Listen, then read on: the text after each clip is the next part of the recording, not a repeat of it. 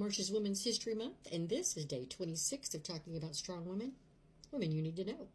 Today, let's talk about Junko Tabei, born September 22nd, 1939, in Fukushima, Japan. She was the fifth of 7 children. She was considered frail as a child, but by 10 years old, she had decided that mountain climbing was the thing for her when she went on a class trip and they scaled a mountain, and she liked it. She liked it a lot. She said it was non-competitive. She liked the landscape. She liked the outdoors, liked the exercise that it gave, and, well, of course, there was that view at the top. It was an expensive sport, though, and with a house full of siblings and her parents, it just wasn't something that was feasible, so she only got to go on a few other trips when she was in high school. She went to college from 1958 to 1962 and had planned on teaching, but when she graduated, she decided she really, really wanted to get back into mountain climbing, so she did, and did so with a vengeance. She started a women's climbing club in 1969. It was the first of its kind in Japan, actually. She said that she did not like the way that she had been treated by men because, unfortunately, the men didn't want to climb with her, and she was even told that the only reason that she was into mountain climbing was so she could find herself a husband. What? She just liked climbing mountains. Yeah. Okay. Anyway, they had to start their own women's mountain club. So that was in 1969, and by 1970, they had made their first expedition up a Nepalese mountain, which I didn't write down the name because I couldn't pronounce it. Anyway, it made them the first women to do so, and it made them the first Japanese to do so as well. She and one other member, once they got up so far, they could only take so many, so she and one other member were chosen to do so. And unfortunately, there are no pictures because, well, it was so cold, their camera cracked. So there's no recording of that. So after they made that climb, they decided to tackle the big dog. They wanted to go up Mount Everest. Well, they made their application for the permit to climb in 1971, but it would be 4 more years before they got put on the climbing schedule. During that time, they had to seek sponsors, and they had to do a lot of training. But, of course, they couldn't get any sponsors because, again, they were told women should be home taking care of children. Anyway, once it got close time to climbing, they finally did get some sponsors. They got a newspaper and a television station that agreed to finally sponsor them, but each of the members, there were 15 in all at that time, I believe, each of the members still had to come up with, at the time it was $5,000, which she earned by giving piano lessons and other things and raising the money for that, but she also saved a lot of money by making some of her own gear.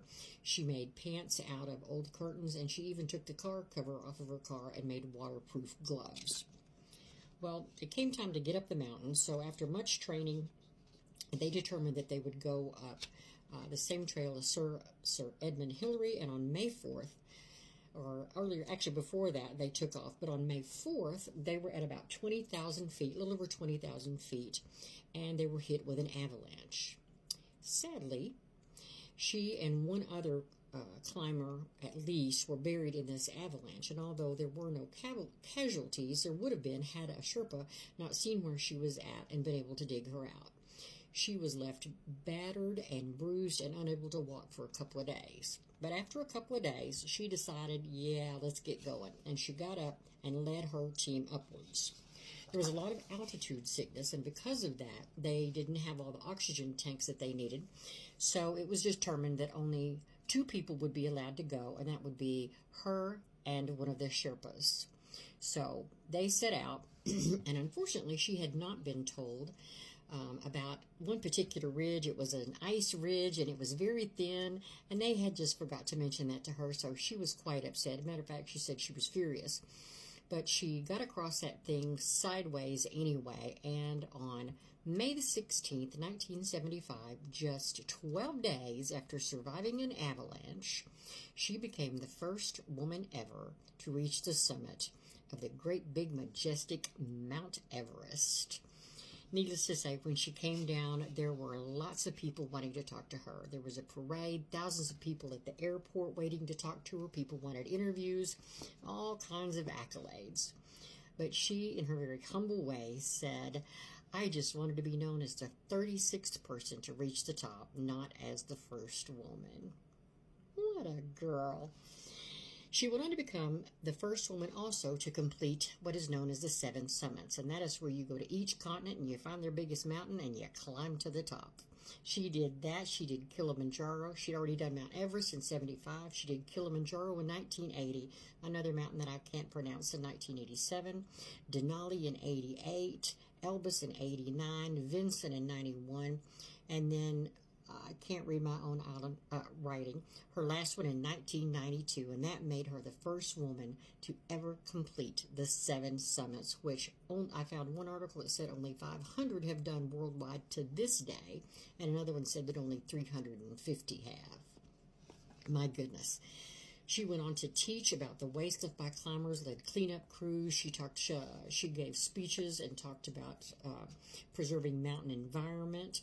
And she also took young children to inspire them on the climbs as well.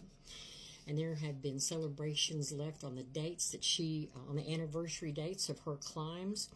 She wrote 7 books, guided other excursions, and kept climbing until she absolutely could not. She was diagnosed with stomach cancer in 2012, but still, in July of 2016, she led her last excursion and finally passed away on October the 20th, 2016. What a very special woman.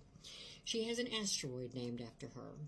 Google gave her own doodle on what would have been her birthday, 9/22 of 19, and on 11/19 of 19, a mountain range on Pluto was named after her in her honor.